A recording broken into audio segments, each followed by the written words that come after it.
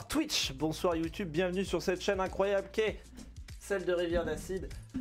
Salut Brendonius, salut Amidri, salut Colette, salut Alerto Sushi, salut le Flamant Rose, Léonore, Mick, Edge, Crèche. Qui c'est que j'ai pas vu aussi? Mademoiselle Liv, que j'ai pas dit bonjour avant le pré-show. Et je crois que j'ai vu tout le monde, Alerto Sushi, Fakamasco et le nouveau du game que je n'avais pas dit bonjour, bienvenue à toi. Au tout début, je ne t'avais pas vu. Bienvenue à tous. Bienvenue à tous et salut Pixboy, tiens ça fait longtemps. Bienvenue sur cette chaîne et bienvenue sur cet avis manga qui va parler de Half and Half. Ici on va parler d'un manga qui est bien, qui a été assez mal noté sur Manga News mais que moi j'ai apprécié. J'espère que vous allez kiffer grave votre race. On passe directement à la présentation, à tout de suite. Half and Half est un manga de Seo Koichi édité par Pika, sorti le 1er juillet 2020 et terminé en 2 tomes. En sautant du haut d'un immeuble, la jeune Yuki tombe sur Shinichi, un étudiant. Ils meurent tous les deux sur le coup et se retrouvent dans un lieu situé entre la vie et la mort. Ils y entendent une voix mystérieuse qui leur annonce qu'ils auront 7 jours pour décider lequel d'entre eux pourra vivre. Durant cette période, ils devront tout partager, sans pouvoir s'éloigner l'un de l'autre. Le compte à rebours est lancé pour ces deux inconnus qui ne vont avoir d'autre choix que de partager la même vie.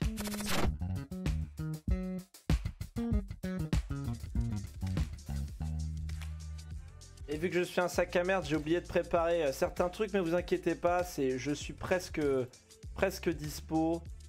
On s'inquiète pas, j'y suis. Genre image, avis manga, pouf, planche. Les planches, est-ce qu'elles sont prêtes? Est-ce qu'il y a des trucs de cul? Je crois pas. Alors ça en fait pas partie. Vous inquiétez pas, on va parler du jeu. On va parler du manga, hein, vous inquiétez pas. Ouais, c'est bon, j'avais juste à supprimer ça. Tac. Ouais. Et voilà, c'est bon. Du jeu, oui. Vous êtes sur un stream professionnel ou presque. Alors, on va parler de Half and Half qui a été fait par le... Putain, j'ai eu 4 follow de Twitter, ok. Tellement vénère. Rejoignez les réseaux sociaux. Qui a été fait par le mangaka, ou la mangaka, qui a fait Fuka. Je ne sais pas si vous connaissez, ou sinon Town Where You Live.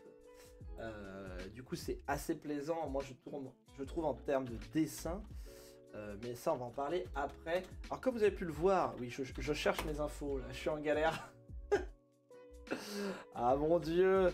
Pourtant j'avais tout préparé 2 heures en avance, mais mon chat m'a totalement griffé cette pute. Et j'ai essayé de vous la demander C'est un homme, c'est un mangaka. Bon, en même temps ça m'étonne pas vu les scènes de fan service qu'il y a dedans. Rip plus les mots le cul de Farod. Alors, c'est la faute du chat bien sûr. C'est un manga qui m'a fait beaucoup penser à Je veux manger ton pancréas. Je voudrais manger ton pancréas dans l'idée où on va parler de la vie et de la mort, évidemment, puisque vous l'avez vu dans la présentation. Et avec ce duo garçon-fille, 2 personnes qui ne se ressemblent pas vraiment et qui vont forcément par la force des choses devoir être potes. Parce que là, globalement, par le fantastique, ils ne peuvent pas s'éloigner de plus de 10 mètres, sinon ils commencent à avoir mal au cœur et ils crèvent. Et donc ça va être une course contre la montre, à savoir quelle vie vaut mieux que l'autre. Avec 2 personnages assez forts. Alors je vais me comparer à Manga News. Manga News nous énonce des trucs... ils ont fait la critique que du tome 1. Ce qui est la pire chose la plus débile de la Terre. C'est-à-dire que sur une œuvre en 2 tomes, il ne faut pas juger le tome 1 et le tome 2 différemment. Là il faut faire de la littérature, savoir qu'il faut comparer, enfin pas les comparer, les mettre ensemble, parce que ça n'a vraiment aucun sens. Non, ça pue pas Manga News, mais en gros ils font des critiques sur le 1 avec du fait que la personnalité de la demoiselle Yuki est très étrange, celle qui est là, juste là. Par rapport, en fait, on apprend qu'elle veut se suicider, mais après, 2-3 pages après, elle dit ouais, mais de toute façon, moi je m'en fous, je veux pas mourir. Ce qui paraît illogique. Mais si tu te poses la question en tant que lecteur, si tu te dis que ce n'est pas logique, c'est peut-être qu'il y a une raison qui est expliquée dans le tome 2. Bref. Ah, je suis chaud là. Alors, moi ce que j'ai trouvé intéressant en thèmes abordés, c'est que déjà il y a le terme de l'indépendance financière avec les jeunes, il y a l'échec dans les études, il y a le harcèlement qui est fait. Bon, le harcèlement c'est souvent traité dans les mangas. Il y a est-ce qu'une vie vaut mieux que l'autre. Il y a aussi le montrer ses sentiments à l'autre, se découvrir, apprendre à ne pas juger l'autre sur les premiers a priori, parce que le monsieur, lui, il va se dire, bah en fait Yuki, bah, c'est facile, t'avais envie de te suicider, c'est sûr que moi, bah voilà, j'ai une meilleure vie que toi. Enfin, moi j'ai envie de vivre, toi t'es tombé sur moi, j'ai pas eu le choix. Je vois pas pourquoi moi je mourrais alors que toi t'as voulu te suicider. Et elle dit justement, non, je ne veux pas, je ne veux plus mourir. On va parler très succinctement des dessins. Qui, moi je trouve ça sublime à chaque fois.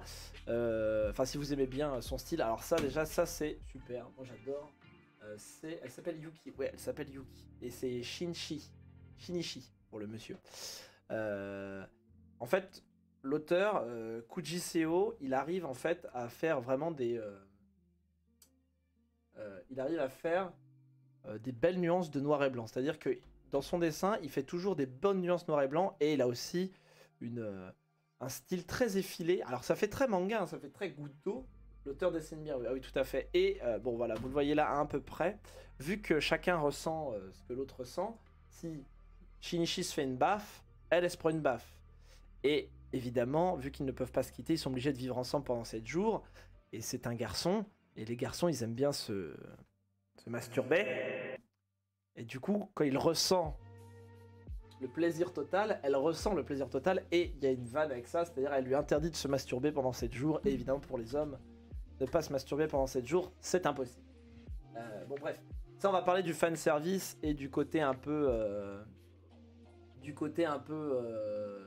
sensuel, parce qu'il y en a il aime bien en faire, mais c'est-à-dire que c'est une œuvre assez adulte dans le sens où alors c'est un peu lourd.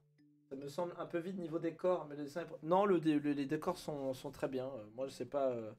Après, Kuji Seo, c'est quelqu'un qui est plus centré sur les émotions de ses personnages que sur les décors, mais les décors, il y en a énormément. D'ailleurs, c'est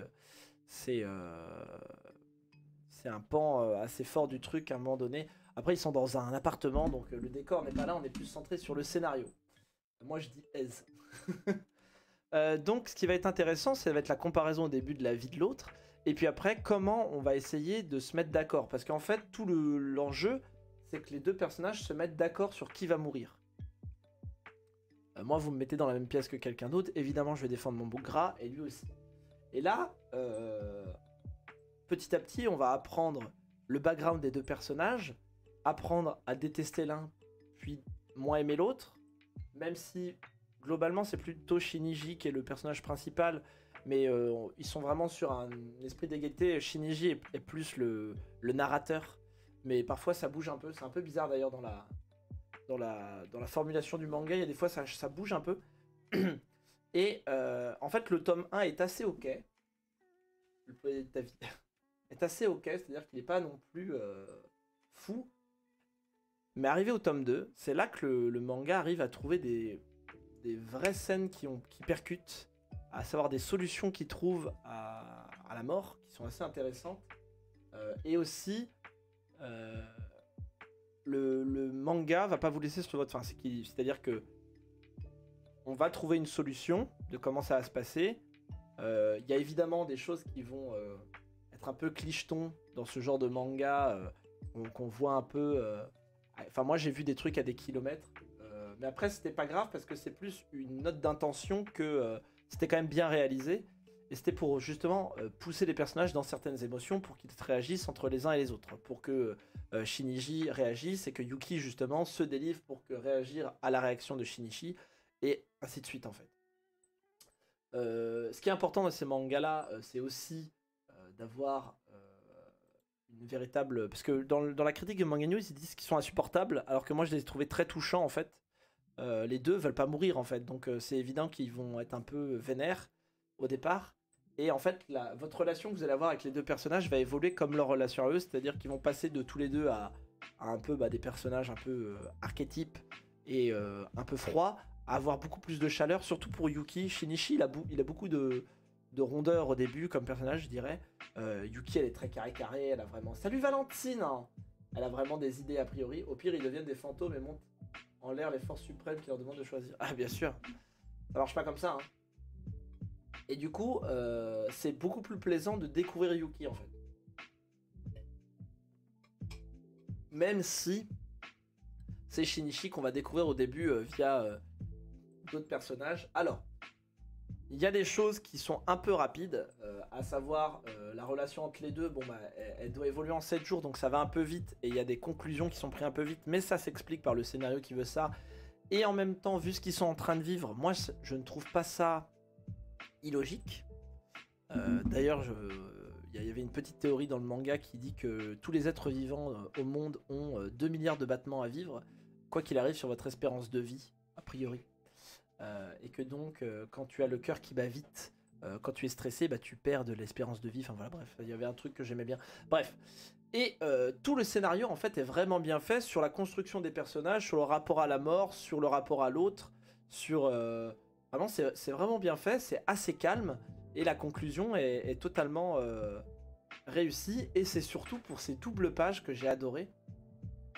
Il y a 2 ou 3 doubles pages marquantes de mise en scène que je vous laisse le plaisir de voir, surtout dans le tome 2, qui m'ont marqué. Et c'est... Bon, en général, quand vous lisez la fin d'un manga, vous êtes soit déçu par la fin parce que c'est pas ouf, soit vous êtes sur un peu un dessin qui sans vous marquer plus que ça, va vous dire bon bah voilà c'est la fin. Et bah celui-là il marque, il est efficace de 1, il a une signification qui est assez forte. La construction en double page est bien utilisée parce que des fois vous savez il y a la rainure du milieu qui vous nique la planche, c'est horrible. Sauf que là c'est utilisé avec. Elle peut vous donner votre petite larme de joie et de tristesse comme vous le désirez. Et voilà, moi c'est surtout les doubles pages que je trouvais très bien réussies. Que quelques-unes, vraiment ici et là, comme ça met du tempo au manga, et ça vous relance dans le truc. Ah ouais, d'accord, ok, je lis un mec qui sait dessiner, qui sait mettre en scène, et c'est appréciable. Il vous raconte des choses sans vous le dire, il vous le montre. Voilà, il faut montrer dans les mangas. Et il faut savoir que Half and Half, c'est un reboot en fait. Kuji Seo avait fait une histoire à la base pour je sais plus quel magazine. Et du coup, il avait dans sa jeunesse fait un scénario, etc. Et c'est marrant parce que dans le tome 1, en fait, à chaque interchapitre, on compare les scènes par rapport aux autres. Et ce qui peut vous donner un gap de vitesse assez cool. Enfin, de vitesse de dessin, vous voyez. Bon, ça, c'est un peu bonus, mais ça vous montre à quel point l'histoire de base n'était pas du tout comme ça, mais partie du même principe, partie du même point de départ, à savoir 2 personnages qui doivent mourir et qui sont moite-moite, quoi, qui ressentent ce que l'autre ressent. Et ben il arrive à avoir des conclusions différentes et des développements différents. Et ça c'est cool. Ensuite on va parler un peu des scènes. C'est quel type de manga? C'est un shonen sérieux, on va dire slice of life. Tranche de vie un peu fantastique. C'est comme Je veux manger ton pancréas. Moi je dirais c'est un début de seinen, mais tu peux le faire lire à un gamin de 14 ans. Quoique 14 ans, t'as quand même des scènes un peu de cul, donc vite fait. Ah, je parlais de masturbation, donc bon bah voilà, faut être à peu près... faut être au courant de ça, quoi. Faut être au courant des plaisirs de la vie. Bon voilà, en parlant de fesses, de sexe, hein, évidemment, le chat, je vous fais confiance pour balancer du sexe à profusion. 14 ans ça passe. Oui, 14 ans t'es en plein dedans là. Il y a que 2 tomes, tout à fait, en 2 tomes. C'est pour ça que je vous le conseille énormément. Ce nom me fera toujours bugger. Pourtant c'est un super manga. Et donc, concernant le fanservice, au début c'est lourd. Je trouve, enfin, après le mec est un célibataire, enfin il n'est pas célibataire, il a une copine. Justement il en parle et tout bon bah il a besoin quand même, il vit pas avec, donc forcément il parle de ça, mais il y a ce côté un peu, les garçons sont un peu des obsédés et elle va dire ouais vous êtes tous des crevards et lui il va dire mais non tous les garçons pensent comme ça, tu te rends pas compte, ne pas se toucher pendant 4 jours c'est trop dur, enfin bref il y a des trucs comme ça qui amènent à des scènes drôles qui je pense sont faisables. Enfin moi je pense que ça pourrait faire chier Manor Trash, oh là là, bah non mais voilà c'est pour parler. Et en termes de fanservice, c'est ok, il y a quelques scènes de douche qui sont un peu gratuites, enfin de toute façon c'est comme ça le fanservice, Mais c'est vrai que Kuji Seo, il sait dessiner les nanas et les messieurs. Bon, même si, bon, moi, forcément, je ne suis pas attiré par les messieurs. Mais Kuji Seo, voilà, il sait dessiner des filles et un peu toutes nues. Mais ça sert un peu au propos. Je dois y aller, je plus de batterie à tout à l'heure. Ah, plus le flamant rose. C'est ça qui est bien, c'est que au début, il y a une scène de fanservice qui est complètement gratos, mais qui va servir l'histoire parce que ça va provoquer une excitation chez le personnage masculin. Qui va servir à l'histoire. Et après, on va rebondir dessus plusieurs chapitres derrière pour donner une finalité à cette scène fanservice, que je trouvais plutôt agréable, du coup. Parce que c'est pas non plus du fanservice à la Fairy Tail avec des chaînes, des tissus cassés, trop de poses suggestives. C'est vraiment, il y a des scènes prévues pour ça. Et puis après, quand on est dans les scènes plus matures, qui parlent du scénario, qui va parler de l'avancement de la situation et des thèmes abordés, on s'en fout du fanservice. C'est pas le fanservice qui va casser une ambiance, c'est une fois qu'on a fini une scène, on passe sur autre chose. Et là, c'est là que ça commence à être bien fait. C'est pas du fanservice qui est placé en plein milieu d'une scène dramatique, et encore heureux. Voilà ce que j'avais à dire sur Half and Half. Je sais pas si j'ai réussi à vous transmettre le truc que, franchement, j'ai passé un agréable moment. Je l'ai lu de plus en plus vite. Plus je lis un manga vite, plus j'apprécie. Et j'avais jamais lu de Kuji Seo. J'avais déjà lu, feuilleté Fuka, et j'avais envie de le lire. Et là, ça m'a vraiment convaincu que c'est un super mangaka. Je suis vraiment très amoureux de son style de dessin. En fait, il est tout dans la sincérité, je trouve. C'est vraiment un truc qui... Oui, il y a 2 tomes. 2 tomes terminés, sortis hier, enfin aujourd'hui. Ça dépendait de quand est-ce que vous alliez chez votre libraire. Et il y a vraiment ce côté... je sais pas, il y a un côté feel good et qui te fait un peu réfléchir sur les personnages. T'as envie qu'ils s'en sortent tous les deux. C'est ça le plus important, c'est que oui, il y en a un qui va mourir à la fin. Et que toi, en fait, au début, t'es totalement avec Shinichi. Et puis plus tu connais Yuki, plus tu dis, Yuki, elle va... Parce que c'est dur de pas vous spoiler ce qui se passe, en fait. Yuki, t'as pas envie qu'elle meure, puisque tu commences à l'apprécier, elle qui était froide, je vous le disais, gagne en rondeur. Et c'est là que... Non, je spoil pas, vous inquiétez pas. C'est l'un ou l'autre qui va mourir. C'est half and half, c'est ça. Le principe, c'est qu'il y en a un à la fin qui meurt. Et du coup, il trouve des solutions. Je veux un poteau fantôme. Ah, ça, tu te débrouilles, ça. Hein. Et donc, le pari pour moi est réussi. Faut pas... Et encore, je trouve que le 1... le 1, il commence à aborder des thèmes... Non, c'est à partir... Ah oui, donc vraiment, le mec qui a écrit... Parce qu'en fait, on explique pourquoi elle veut pas mourir, la fille, Yuki, à la fin du tome 1. C'est son changement d'attitude au tout début est expliqué à la fin du 1. Donc ça veut dire que le critique de Manga News est vraiment... Merde, je me suis planté. Pue la merde. Parce que c'est expliqué à la fin du tome 1 pourquoi elle réagit comme ça. En fait, globalement, c'est un diptyque qui est bien fait parce que... Ah si, il y a une scène. Il a même pas lu le bail en entier. Il y a une scène... Ah putain, je suis désolé, j'aimerais trop vous en parler. Mais globalement, on va dire que la construction est bien faite parce que le tome 1, c'est apprendre qui sont eux, Yuki et Shinichi, individuellement. Sur pourquoi elle devrait pas mourir, pourquoi lui il devrait pas mourir. Et après, le tome 2, c'est la relation entre les deux et comment ils vont se mettre d'accord et comment ils vont réagir ensemble. Parce que dans le 1, en fait, ils subissent la vie de l'autre à peu près. Enfin, ils apprennent l'autre et puis après, en fait, ils font le rapprochement dans le 2. Et c'est bien construit parce que du coup, on passe sur 2 états d'esprit différents entre les 2 tomes. Ça, j'y avais pas pensé au début. Et, je suis désolé, il y a un insecte. Et il y a... Donc dans le 2, il y a 3 doubles pages. Et pour ceux qui vont le lire, je vais vous dire peinture. Je vais vous dire peinture. Et 2 profils. Et on pourra en parler dans le Discord si vous l'avez lu. En plus, globalement, même si Amy voulait mettre fin à ses jours, la peur de la mort reste quelque chose d'assez fréquent. Donc ça reste quand même un peu plus logique pour moi. Elle en parle dès le début en fait. Elle dit oui, une fois qu'on a frôlé la mort, en fait, on se rend compte qu'on a envie de rester vivant. Elle l'explique dès le début en fait. Et le gars il fait ah bah non c'est pas logique. Ah bah oui toi ça se voit que t'as pas eu des envies de meurtre hein. Enfin je veux dire oui Il y en a, ils font des tentatives de suicide, enfin ils font des TS, et puis bah quand ils y arrivent pas, bah, ils ont plus envie parce que bah ouais, ils se disent bon, j'ai peut-être fait une connerie, il faut que je me fasse suivre, je vais pas bien quoi. Bon bref, Half and Half c'est vraiment un très bon manga de chez Pika, qui est toujours une bonne lecture de l'été. C'est assez frais, ça va vous faire réfléchir.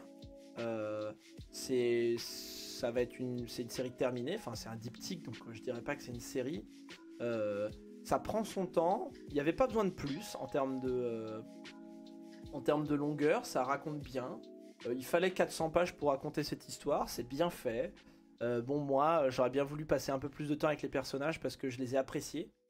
Je dois y aller, entraînement, je re plus tard des bazos. Bisous, viens follow la chaîne, wesh. Merci Colette. Et il y avait vraiment tout cet aspect-là qui était appréciable dans ça. Et puis bah ça peut vous changer, ça peut vous donner envie d'avoir du slice of life un peu réfléchi. Et si vous aimez Half and Half, bah, du coup vous pouvez enchaîner sur Je veux manger ton pancréas, qui vous fait chialer. Celui-là vous fait pas pleurer, peut-être pleurer de joie, peut-être à la fin, enfin moi peut-être pas, hein. Mais qui va vous donner un sourire et peut-être une petite larme avant. Enfin voilà, c'est là que c'est bien. Bon, on va arrêter l'enregistrement de cette vidéo YouTube. On va dire au revoir à YouTube, évidemment. Salut YouTube. N'hésitez pas à rester sur la chaîne Twitch, puisque je ne sais pas quoi on va jouer, mais on va jouer. Et voilà. Donc à la prochaine Colette, à tout à l'heure plutôt. À des bisous YouTube. Bye bye YouTube, rejoignez-nous. Salut YouTube, voilà, c'est bon. J'espère que cet avis manga vous a plu. Et n'hésitez pas à rejoindre les réseaux, Instagram, Twitter et surtout Twitch, évidemment, afin que nous régnions sur le monde et que nous soyons la seule chaîne de manga en France. Allez, des bisous. Salut. Salut.